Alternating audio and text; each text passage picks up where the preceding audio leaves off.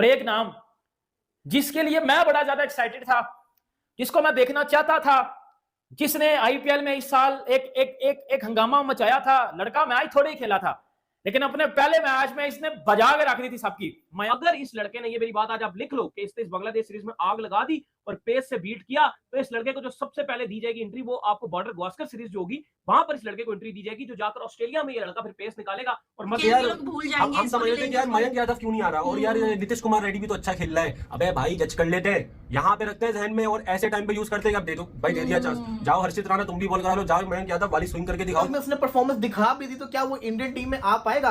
बिल्कुल नहीं आ पाएगा, नहीं आएगा। तो उसको भाई तुम खिलाओ तो सही। T20 में उसकी जिम्बाब्वे सीरीज में परफॉर्मेंस देखो, उसकी कितनी शानदार परफॉर्मेंस थी।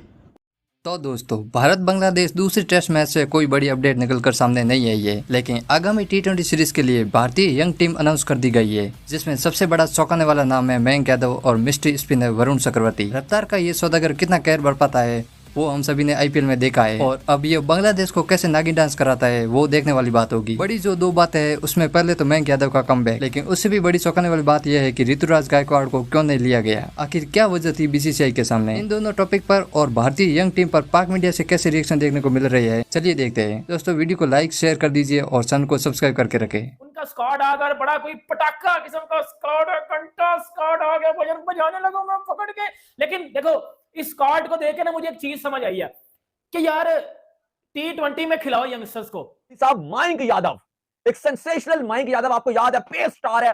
फाइनली ये इंजर्ड हो गए थे आईपीएल में भी, आपको पता है। बात हो रही थी कि वर्ल्ड कप में जाएंगे, क्या होगा। तो मयंक यादव जो 150 की स्पीड का बॉलर है, फास्ट बॉलर है, फाइनली वो इंडियन टीम में एंट्री करने जा रहे हैं। मयंक यादव लखनऊ सुपर जायंट की दिलो जान, ठीक है, जो वो बॉलिंग कर रहे थे आईपीएल के अंदर, उनका एक माहौल आ गया था। यानी मयंक यादव को अब चांस मिल गया। मयंक यादव को चांस मिल गया। और देखो, सबसे सरप्राइजिंग जो मेरे लिए ना, वो आपने देखो किस तरह से, मैं इसी वजह से बात करता हूँ कि किस तरह से इनके देखो हम क्या समझते हैं यार। जो मुझे खुशी हुई है देख के कि फाइनली जो आईपीएल का सेंसेशनल बॉलर था, जिसकी बड़ी चर्चा थी, मयंक यादव, हर्षित राणा, मयंक यादव, ये दो नाम बड़े शानदार थे। हर्षित राणा को तो हमने देख लिया, मयंक यादव को वापस देखने का मौका मिलेगा और अब ये इंडियन टीम के अंदर अपना डेब्यू करेगा। मयंक यादव एक शानदार किस्म का बॉलर, इसमें कोई शक नहीं है। हमने देखा था पेस तो उसके पास है, पेस से बीट करता है। अनफिट हो गया था, इंजरी का, दोबारा से आएगा टीम के अंदर। अब ये इंडियन टीम में क्या परफॉर्मेंस करके दिखाएगा, ये देखना बहुत ज्यादा जरूरी है, जितनी इसका पेस। लेकिन अपने पहले मैच में इसने बजा के रख दी थी सबकी। मयंक यादव, याद है ना इसने कितनी तेज बॉल की थी। मतलब लड़के ने पहले मैच में आके जिस तरह जॉनी ब्रास्टो, शिखर धवन को नचा दिया था पकड़ के, मयंक यादव ने एब्सोल्युटली ब्रिलियंट बॉलिंग की थी लड़के ने। मैच थोड़े खेला था, लेकिन मजा पूरा करवा के गया था। अब इनमें से कौन कौन से नाम मिसिंग है, प्लेइंग 11 भी बनाने की कोशिश करते हैं, लेकिन इनमें से कौन कौन से नाम मिसिंग है। आपको पता है, बहुत बातें हो रही थी कि जो अमेरिका में वर्ल्ड कप खेला जा रहा था वेस्ट इंडीज में, इसको होना चाहिए, इंडिया का थर्ड फास्ट बॉलर टीम में जगह बना सकता है, बहुत बात की जा रही थी। तो फाइनली बीसीसीआई ने, वक्त रहते उनको हर चीज पता थी सिलेक्शन कमेटी को, कि हमने उसकी फिटनेस, वर्कलोड को मैनेज करके किस टाइम कब हम उसको मौका देंगे। फाइनली मयंक यादव को इंडियन टीम में जगह मिल गई है। सेंसेशनल फास्ट बॉलर, और अली साहब, इसकी आईपीएल में हमने बॉलिंग तो देखी है, जलवे है भाई इसके, दम तो है इस लड़के के अंदर। किस तरह से इनके देखो हम क्या समझते हैं यार, हम समझ रहे थे कि यार मयंक यादव क्यों नहीं आ रहा, और यार नीतीश कुमार रेड्डी भी तो अच्छा खेल रहा है। अबे भाई जज कर लेते हैं, यहाँ पे रखते हैं जहन में, और ऐसे टाइम पे यूज करते हैं। अब दे दो भाई, दे दिया चांस, जाओ हर्षित राणा तुम भी बॉल करा लो, जाओ मयंक यादव वाली स्विंग करके दिखाओ जो आईपीएल में कर रहे थे, जाओ नीतीश कुमार रेड्डी बैटिंग करके दिखाओ जो सनराइजर्स में कर रहे थे। दे दिया सबको चांस, अब जो जगह बनाएगा वो बना लेगा भाई। इसका पेस है ना, इस पेस के साथ किस तरह लाइन और से बॉलिंग करेगा, ये देखना बहुत जरूरी है। ओवरऑल देखा जाए टीम मजबूत टीम है, अच्छी टीम है। इसके अंदर जो की प्लेयर्स हैं, सूर्य कुमार यादव, हार्दिक पांड्या, रिंकू सिंह, इसी के साथ साथ शिवम दुबे, वाशिंगटन सुंदर, रवि बिश्नोई, ये इनके मेन प्लेयर साथ है। लेकिन कौन करेगा ओपनिंग? ऋतुराज गायकवाड़ को एडजस्ट किया जा सकता था, जो कि उसके साथ नहीं किया। तो जस्टिस फॉर ऋतुराज बिल्कुल, मैं कहता हूं कि 110% बनता है। जो नाम मिसिंग है, ऋतुराज गायकवाड़ किधर है? इसमें आपको ऋतुराज गायकवाड़ नजर नहीं आ रहा, इसमें आपको शुभमन गिल नजर नहीं आ रहे। नो डाउट बाकी प्लेयर रेस्ट पे होंगे, रेस्ट पे हैं बाकी प्लेयर, लेकिन ऋतुराज गायकवाड़ को इधर होना चाहिए था। मुझे लगता है गायकवाड़ का होना जरूरी था। अब गायकवाड़ का तो क्योंकि देखें, जिस तरह अभिषेक शर्मा या गायकवाड़ है, वो भी परमानेंट प्लेस तो नहीं ना बना सका। कुलदीप शायद खेल सकता था। तो भाई आप जो उसके बाद अगर फास्ट बॉलिंग में आप देख लो, तो फास्ट बॉलिंग में आपने अर्शदीप को रखा है, हर्षित राणा को रखा है, मयंक यादव को रखा है।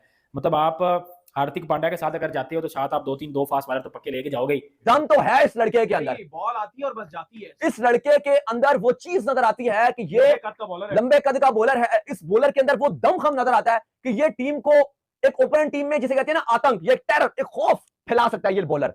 बहुत ही खतरनाक किस्म का फास्ट बॉलर है, पेस इसके पास है, फिटनेस मसाइल से जूझ रहा था, वो इसने रिकवरी किया। और अब मजा आएगा बांग्लादेश की T20 के लिए। मैं सबसे ज्यादा जो एक्साइटेड हूं इस टीम में, अभिषेक शर्मा को तो चलो वो देखा है और उसके लिए तो मजा आती है देखकर, लेकिन मैं सीरीज में मयंक यादव को देखने के लिए, अभिषेक शर्मा को भी लोगों ने उस तरह आंखें भर भर के जो है वो नहीं देखा इंटरनेशनल में। ठीक है, आईपीएल के अंदर वो रोज आते थे, रोज आके जो है ट्रेविस हेड के साथ रन्स बनाते थे और भरमार कर देते थे छक्कों की, लेकिन इंटरनेशनल में जिस तरह ट्रेविस हेड खेल रहे, अगर उसी तरह अभिषेक शर्मा ने भी इंटरनेशनल में आके वही आग लगा जिम्बाब्वे के अंदर सेंचुरी मारी थी, देखी थी कि यार किस तरह उन्होंने खेला था, तो भाई नेक्स्ट सेंसेशन और बहुत बड़ी चीज है। लेकिन अरे मुझे एक बात तुम और भी बोल रहे थे कि भाई जिम्बाब्वे की जब सीरीज शुरू हो रही थी तुम बोले थे खा जाएगी इंडिया और ये हो जाएगा, ऐसा ना हो कि कुछ हो जाए। T20 फॉर्मेट में शुरू से क्या बोलता हूँ, किसी के बाप का नहीं है। फर्स्ट T20 जिम्बाब्वे जीत गया था, ठीक है, वो बिल्कुल जीत गया था, लेकिन हल्का लो भारी लो वन साइडेड जीतो। लेकिन मैं जो एक्साइटेड हूँ ना, मैं एक्साइटेड सिर्फ दो चीजों के लिए हूँ। एक तो अभिषेक शर्मा की बैटिंग देखने के लिए, साफ सीधी सी बात है भाई, वो बंदा पर्सनली अच्छा लगता है जब छक्के मारता है, ठीक है ना। और दूसरा हर्षित राणा, मयंक यादव, ये जो स्पेल डालेंगे वो देखने के लिए मैं एक्साइटेड हूँ। और तीसरा भी मैं एक्साइटेड हूँ कि संजू सैमसन भाई अब जगह बना लियो, अब बना लियो, अब तेरे पास अच्छा मौका है वापसी है। अब ऐसा नहीं इंफॉर्मेशन लेकर आओ, वो ईरानी कब खेल रहा है, ईरानी कब खेल रहा है, क्या मतलब। एक बंदा जो इतने अरसे से इंडियन टीम के अंदर जगह बनाना चाह रहा है, पूरी कोशिशें कर रहा है किसी तरीके से वो इंडियन टीम के अंदर आके जगह बना ले, लेकिन होता क्या है कि जब जब वो परफॉर्मेंस करता है वो फिर भी इंडिया की मेन टीम में जगह नहीं बना पाता, उसको अगली सीरीज से ड्रॉप कर दिया जाता है। और अब वजह एक्सप्लेनेशन ये दी जाएगी कि वो ईरानी कप खेल रहा है इसलिए उसको सिलेक्ट नहीं किया जा रहा। ईरानी कप में उसके लिए क्या रखा है, मुझे एक चीज बता दो, ये जो आपका सिस्टम है, ईरानी कप में उसने परफॉर्मेंस दिखा भी दी तो क्या वो इंडियन टीम में आ पाएगा, बिल्कुल नहीं आ पाएगा। तो सबसे मुझे तगड़ी बात लगी है ना, बीसीसीआई कंसिस्टेंट मौके दे रहा है यंगस्टर्स को। जो जिम्बाब्वे वाली सीरीज हुई थी उसमें आपको अलग प्लेयर नजर आए थे, अब वो फिर वो जो श्रीलंका वाली T20 सीरीज हुई उसमें आपको अलग प्लेयर नजर आए थे, ठीक है। अब ये इसमें आपको 2-3 नए नाम और नजर आए। अब घंटे के पीसीबी वालों, प्रेशर कुकर बोर्ड, आप कब करोगे comedy board, Pakistan comedy board, भाई आप अपने यंगस्टर्स को कब मौका दोगे। हमारी अभी T20 की कोई 11 तैयार कर लो, बाबर आजम मोहम्मद रिजवान लिपस्टिक ओपन करेगा उसमें भी, बड़ा गरक होगा टीम का, और ये दोनों ओपन कर जाएंगे। मेरे घंटे का किंग, अब इसमें हम प्लेइंग 11 बनाने की कोशिश करते हैं ना। अब इस टाइम करंटली वर्ल्ड क्रिकेट में हर कोई ये बात करता है कि फास्ट बॉलर्स अब आपको 150 वाले नजर नहीं आते, उसमें एक यंग फास्ट बॉलर मयंक नाम का, मयंक यादव, ये अगर टीम में आ रहा है और इंटरनेशनल क्रिकेट जब खेलेगा, तो हम तो आईपीएल में देख रहे थे कि पूरे ओवर हमने खुद कवर किया वो आईपीएल के मैचेस मयंक के, जिसमें मयंक 150 प्लस की स्पीड से बॉल डाल रहे थे और पूरे ओवर 150 प्लस से। तो ये एक बहुत बड़ा सेंसेशनल बॉलर है। इवन शोएब अख्तर का भी आपको बात याद होगा कि बयान होगा, उन्होंने कहा था कि वाकई एक रियल पेस है और इस तरह के फास्ट बॉलर आए तो वो मेरा रिकॉर्ड तोड़ सकते हैं अगर इसी तरह के फास्ट बॉलर आते जाएं। कहीं ना कहीं ये इंडिया जो है ना, क्यों उसको उन्होंने चांस दिया, मैं आपको बताता हूँ कि T20 में भी उन्होंने क्यों चांस दिया।